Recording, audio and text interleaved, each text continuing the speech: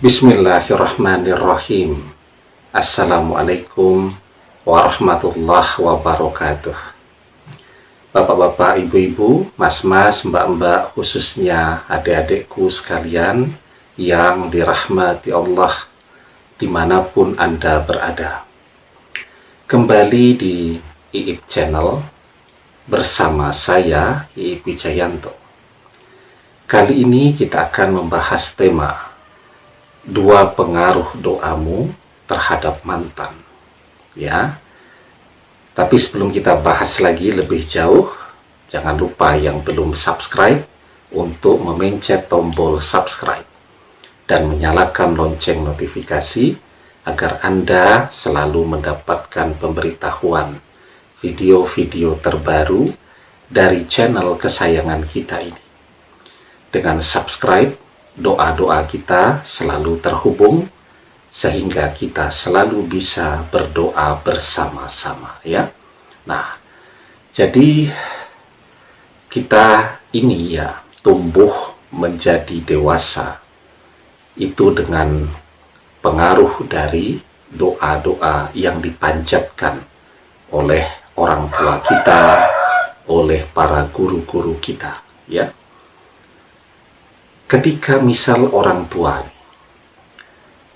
ada ya yang misal punya anak yang bandelnya luar biasa, sudah tidak bisa dinasehati lagi, ya, bahkan bagaimana mau menasehati, pulang ke rumah pun sudah jarang sekali.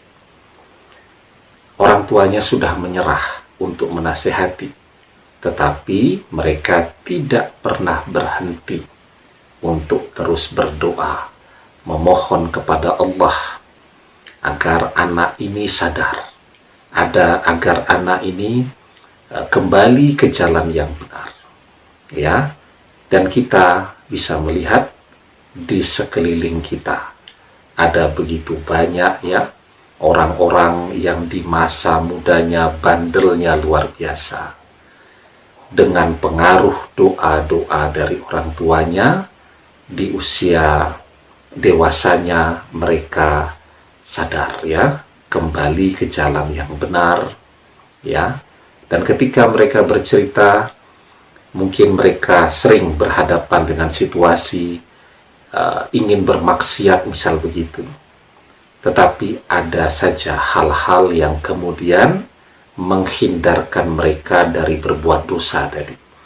Dan itu adalah dampak atau pengaruh dari doa-doa orang tua mereka ya, yang selalu berdoa agar mereka selamat, agar mereka dihindarkan dari berbuat dosa dan seterusnya. Nah, jadi begitu juga halnya ketika kita tidak pernah berhenti berdoa, maka doa kita itu pasti akan memberikan pengaruh secara langsung ataupun tidak langsung terhadap kehidupan mantan sehari-hari. Nah, pengaruhnya yang pertama apa? Ketika kita berdoa, tentu saat kita berdoa kan kita ingat kepada orang yang sedang kita doakan. Kita ingat wajahnya, kita ingat cara dia berpakaian atau pakaian yang paling sering dia gunakan. Kita ingat suaranya ketika dia berbicara, bahkan aroma tubuhnya pun kita masih ingat baik. Namanya mantan kan orang yang pernah amat sangat dekat dengan kita, ya. Sehingga ketika kita ingat kepada dia, ya, gelombang elektromagnetik ya dari pikiran, dari otak kita kan akan memancar kepada dia, dan dia akan merasakan itu sehingga dia jadi ingat kepada kita. Jadi pengaruhnya saat kita terus berdoa agar mantan kembali kepada kita, agar mantan ingat kepada kita, agar mantan sadar ya, maka itu yang membuat mantan selalu ingat kepada kita dan tidak bisa melupakan kita, ya. Pikiran manusia dengan manusia lain itu selalu terhubung seperti wifi, ya. Nah, ketika wifi ini memancar, maka yang dipancarkan tadi akan bisa menerima sinyal-sinyal itu. Nah, Kemudian pengaruhnya yang kedua, si mantan ini ya akan terhindar dari hal-hal yang tidak kita inginkan, atau dihindarkan dari hal-hal yang tidak kita inginkan.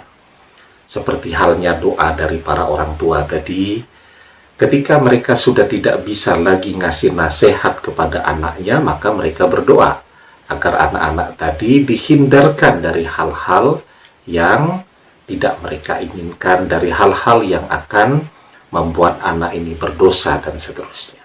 Nah, begitu juga kepada mantan ketika kita berdoa misalnya, agar mantan jangan sampai disentuh orang lain ya, agar mantan dijauhkan dari orang lain yang ingin menggantikan kita ya, agar mantan tidak bisa jalan dengan orang lain. Kalau dia sampai jalan dengan orang lain kan kita yang bersedih dan seterusnya ya, agar mantan tidak membuka hatinya untuk orang lain ya, agar hati pikirannya selalu untuk kita. Nah, jadi mantan akan dihindarkan atau terhindar dari hal-hal yang tidak kita inginkan. Mantan akan dijauhkan dari hal-hal yang tidak kita inginkan. Ya, karena itu teruslah berdoa. Karena doa itu adalah sesuatu yang paling utama.